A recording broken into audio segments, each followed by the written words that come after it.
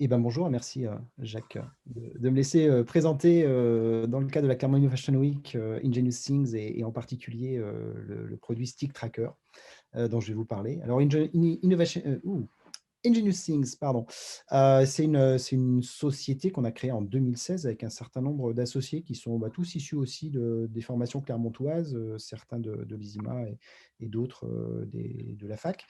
On a commencé à réfléchir à cette société en 2013, au tout début de l'internet des objets, puisque c'est vraiment de ça dont il s'agit.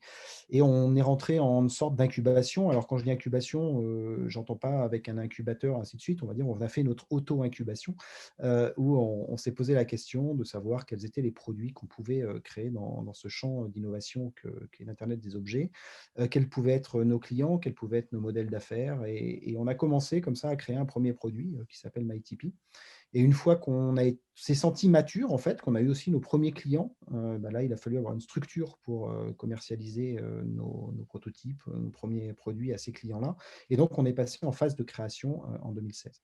Donc ce qui fait qu'au moment de la création, alors on a certains produits qui commençaient à être sur le marché, d'autres produits qui étaient encore en conception, mais on était déjà dans un besoin, finalement, de développement commercial de notre solution et de mise sur le marché de notre solution.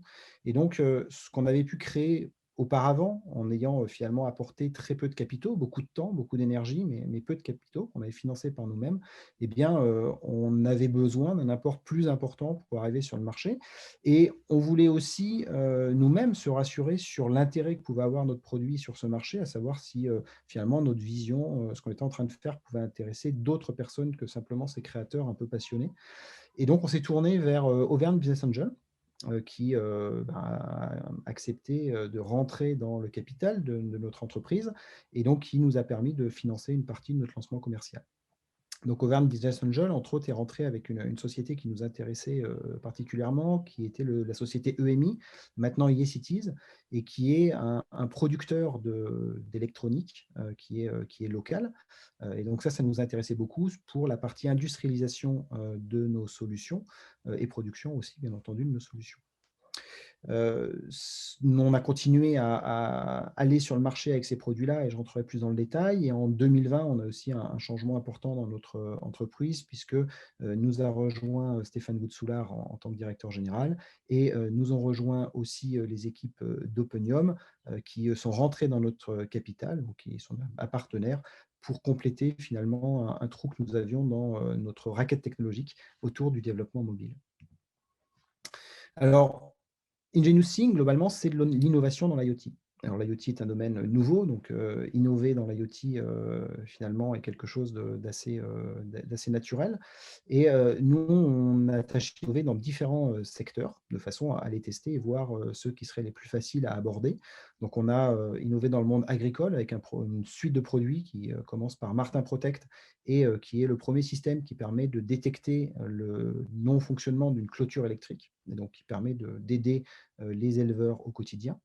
Notre premier produit était dans la maison intelligente, ce qu'on appelle le smart home, avec MyTP, qui maintenant se décompose en plusieurs produits dans la gamme, et qui est aussi la première solution qui est totalement autonome et qui donc peut s'adapter à des lieux isolés tels que une cave, une résidence secondaire ou des résidences de personnes âgées. Deuxième gamme, qui est la gamme sur laquelle on a évidemment le plus de clients aujourd'hui et qu'on développe le plus, c'est la gamme Fox Tracker, qui est une gamme qui tourne autour de l'optimisation de la supply chain avec des produits qui permettent la géolocalisation et qui bénéficient de l'avantage des technologies IoT pour faire cela sur de la très longue autonomie et à des coûts qui sont beaucoup plus faibles. Alors, c'est sur cette gamme-là que je vais très rapidement zoomer pour arriver au produit Stick Tracker dont je vous ai parlé. Dans cette gamme, eh ben, on était le troisième dispositif de tracking GPS disponible utilisant le réseau basse consommation d'énergie Sigfox. Donc on a développé cette gamme assez tôt et que gamme qu'on a élargie avec différents types de produits que vous voyez dans la deuxième colonne. On continue toujours à innover dans cette gamme-là, puisque aujourd'hui on a notre nouvelle version de Fox Tracker qui ressemble beaucoup physiquement aux autres, hein, mais qui a une différence significative, c'est que c'est le premier solution de suivi d'assets qui supporte à la fois les réseaux Sigfox et le réseau LoRaWAN, c'est-à-dire les deux principales technologies qui sont utilisées dans le monde de l'IoT.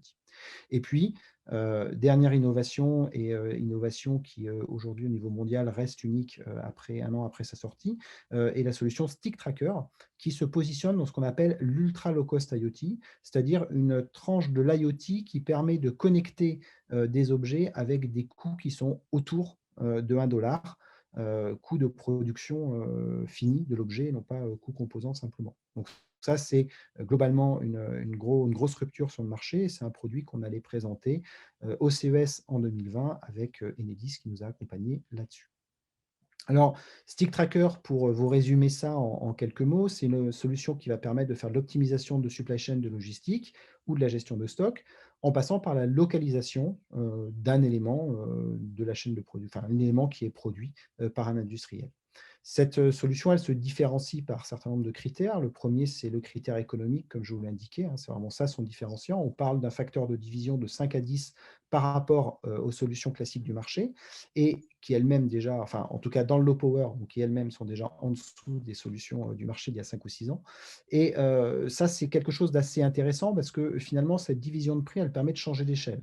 Ce que je veux dire par là, c'est que aujourd'hui, on fait surtout du suivi au niveau de ce qui est de ce qui transporte le produit. C'est-à-dire qu'on va suivre le camion, on va suivre le container, on va éventuellement suivre la pète, mais on ne fait pas du suivi au niveau du produit. Et finalement, c'est ce que permet la solution Stick Tracker, c'est de passer à un suivi individuel de chacun des produits à coût équivalent par rapport à ce que l'on fait à ce jour.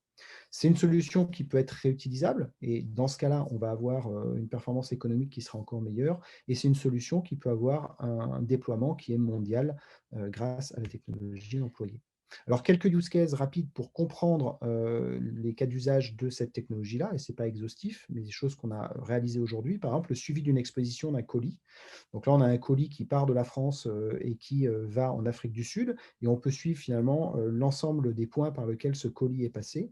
Et on peut aussi savoir à quel moment le colis a été ouvert par la personne qui devait le recevoir. Donc en fait, on a une traçabilité de l'expédition et aussi une confirmation de réception et d'ouverture. Alors, cette confirmation de réception, elle peut être utilisée dans des applications marketing, et ça, c'est un deuxième cas d'usage qu'on a eu donc, là, avec notre partenaire Openium dans le cadre de l'expédition de son cadeau annuel à quelques-uns de ses clients. Eh bien, lorsque le client reçoit le produit, il va ouvrir le cadeau qui lui est remis, et cette ouverture, en fait, va déclencher un appel à action qui va se traduire par l'envoi d'un message personnalisé à ce client-là pour une nouvelle fois le remercier de son activité. Alors, on peut aussi, sur cette solution, intégrer par exemple un bouton et rentrer dans une autre expérience marketing qui avait été menée par Rover avec une technologie différente et plus chère, qui était finalement, lorsque vous receviez le produit, vous appuyez sur un bouton pour demander l'essai d'un véhicule. Et c'est une solution qui a montré une performance, une efficacité qui était 10 fois supérieure à ce qui se fait d'habitude d'un point de vue marketing. Un troisième cas d'usage, c'est un cas d'usage industriel dans le cadre de la supply chain, c'est suivre l'utilisation d'un produit, un produit qui est fabriqué, qui est ensuite envoyé dans son réseau de distribution et qui va passer par différents lieux avant d'arriver chez son client final. Et donc, encore une fois, on va pouvoir suivre le déplacement de ce produit dans chacune de ces étapes pour arriver à comprendre son usage, à comprendre les niveaux de stock qui sont aval et ce genre d'informations-là. Et tant qu'on est dans la partie gestion de stock, eh bien, en regardant des entrées-sorties de produits, eh bien, on peut gérer son stock. Donc là, on a un exemple de quelque chose qu'on a fait avec Enidis, où on pouvait savoir si le produit qui est suivi était en stock ou s'il était chez un client, et donc connaître finalement l'état du stock à un moment donné. On peut aussi, on a eu d'autres prospects dont on ne peut pas donner trop de détails, mais qui, eux, ont des produits qui suivent différentes étapes de fabrication et qui veulent suivre chacune des étapes avec une traçabilité de l'historique de ces étapes-là, étapes qui se situent dans des lieux différents et où donc la géolocalisation a du sens. Donc voilà un peu le type d'exemple que l'on a avec ce produit-là. Et donc d'un point de vue déploiement commercial, on a la chance sur finalement ces 5-6 années de présence sur le commerce d'avoir pu travailler avec énormément d'entreprises de tailles différentes. On a travaillé avec des grandes entreprises internationales, des noms que vous connaissez sans doute, et puis on a travaillé aussi avec des sociétés un peu moins connues, avec des startups. On a au total travaillé avec plus de 150 clients sur les différents produits de la marque Fox Tracker, donc pas uniquement Stick Tracker qui est très récent, mais sur l'ensemble de la gamme Fox Tracker, on a à peu près 150 clients. Et ces clients ont une répartition géographique qui est alors très européenne, et c'est lié à l'historique de notre produit qui était compatible avec la zone européenne. Maintenant, on s'étend sur le monde entier, mais avec une présence qui est assez générale dans la partie Europe de l'Ouest. Alors, ce que vous voyez ici sur cette carte, hein, c'est la dernière position des trackers que nous avons actifs aujourd'hui. Donc, il faut voir qu'il y en a globalement un petit peu partout. Donc, tout ça sont plutôt de bonnes nouvelles par rapport à notre déploiement commercial que je vais modérer un petit peu par la suite. Alors, de là, ce que je voulais partager avec vous, c'est des apprentissages. Entre autres, quelque chose qui est évident, c'est que finalement, développer de la technologie quand on est des ingénieurs, surtout dans le monde de l'IT où la technologie est avant tout du temps à consacrer à développer quelque chose de nouveau et quelque chose de plutôt accessible. Alors, j'ai mis facile, ça demande quand même un certain niveau de compétence, mais globalement, c'est quelque chose qui est accessible à des petites structures qui n'ont pas besoin d'un gros soutien financier pour réaliser ces choses-là. Vendre de l'innovation à l'international aussi n'a pas été une difficulté pour nous, parce qu'à partir du moment où vous fabriquez quelque chose de nouveau qui répond à une problématique que les entreprises ont, globalement, on vient vous chercher. C'est-à-dire que nous, on n'a pas eu trop de besoin d'aller sur les salons. On a fait plusieurs fois le CES, on a fait le SIDO, on a fait un certain nombre de salons, mais globalement, ce n'est pas là qu'on a trouvé nos clients. Nos clients sont plutôt venus à nous parce qu'on avait une innovation, quelque chose de nouveau sur le marché qui les intéressait, et ils ont pris contact avec nous, et on a régulièrement des entrées de ce point de vue-là, et des entrées internationales. Je vous ai montré un footprint assez européen, mais en réalité, on a eu des prospects vraiment dans le monde entier, Asie, Amérique du Nord, Amérique du Sud, auxquels on n'a pas pu répondre à certains moments de notre évolution. Donc ça, c'était la phase très positive de tout ce que je vous ai présenté. Maintenant, je vais passer à ce qui est vraiment plus difficile, parce que si on était dans un grand succès, ce serait mon activité principale que faire tout ça. Il faut bien comprendre que quand on est dans le monde de l'innovation, en fait, passer d'un POC, ce qu'on a eu finalement assez facilement et 150 fois, à quelque chose qui est en volume est relativement compliqué, même très rare. Et pour une raison très simple, c'est qu'à partir du moment où on innove, on est face à des clients qui n'ont pas la maturité. C'est-à-dire que finalement, on a créé des produits qui adressent des besoins que nos clients, dont nos clients n'ont pas forcément conscience et qui ne savent pas qu'une solution existe. Je vous donne un exemple, quand je parle de supply chain et de stick tracker, j'ai un produit qui est globalement fait pour être inséré dans une table par un menuisier qui voudrait suivre le niveau des stocks de la table qu'il produit dans les différents étages de la supply aval pour connaître le bon moment où produire de nouvelles tables et commander son bois. Cette personne est menuisier. Je suis en train de parler d'un composant électronique à insérer dans une table pour gérer des éléments de supply chain. Lui-même ne gère peut-être pas forcément bien ces questions de supply chain selon sa taille et sa maturité dans son business. Et je suis en train d'insérer de la technologie dans un produit non technologique. C'est ça le cœur des objets connectés aujourd'hui. Donc vous comprenez que cette transformation-là est quelque chose d'assez compliqué et toucher nos clients n'est pas forcément super évident. Alors, sur l'ensemble des projets que nous avons conduits, globalement, nous pourrons être dans une situation où d'autres de nos concurrents ont été pris, ce qui indiquerait que notre produit serait amélioré, et ce qui, quelque part, serait un enseignement très intéressant pour nous. Mais je dirais malheureusement, en fait, dans 90% des cas, avec nos prospects, les POC qu'on donnait ont été des projets qui ont été complètement abandonnés par nos clients. Je suis en retard. Qui ont été complètement abandonnés par nos clients. Et pour 10%, ce sont des projets où nos clients eux, ont décidé finalement de faire en interne. Parce que ça, c'est aussi un autre apprentissage qui est assez intéressant quand on est dans des domaines très innovants. C'est que finalement, le client qui veut aller au bout, lui, en fait, il est venu avec une startup parce qu'il avait envie d'apprendre, il avait envie de monter en maturité très vite. Donc, du coup, il préfère payer 200 balles à une startup pour s'auto-former en achetant un peu de matériel qu'investir beaucoup en R&D en interne. Par contre, quand il comprend que ça marche et qu'il y a un enjeu, et bien là, comme il a envie vraiment de comprendre comment ça fonctionne, ben quand il en a les moyens, il fait lui-même. Et en fait, c'est ce qui fait qu'au niveau des trackers, on était le 3e sur le marché. Aujourd'hui, il y a 80 trackers sur ce marché-là concurrents, et la moitié des trackers qui sont sur ce marché ont été construits par des grands groupes qui les ont fait pour leur cas d'usage. Ces trackers-là n'ont absolument rien d'innovant par rapport aux nôtres, mais ils avaient envie d'apprendre de bout en bout comment se passait la solution. Et donc, du coup, vous avez vos prospects qui deviennent vos concurrents d'une certaine façon en créant des solutions concurrentes pour apprendre. Donc ça, c'est un problème globalement qu'on rencontre dans l'innovation et qui font qu'il est assez difficile quand on est une startup d'arriver à vraiment décoller sur ces sujets-là. Je rejoins ce qui était dit précédemment d'ailleurs sur la problématique de la taille, c'est-à-dire que surtout en France et les grands groupes en France sont très contents de travailler avec vous à hauteur de 200-300 euros, mais quand il s'agit de faire du volume, là vous êtes trop petit et vous n'êtes pas digne de confiance. Donc on s'adresse souvent à des groupes industriels plus importants qui n'ont aucune compétence existante pour créer ce que vous avez fait, mais qui gagnent quand même le marché parce qu'elles sont plus solvables, on va dire.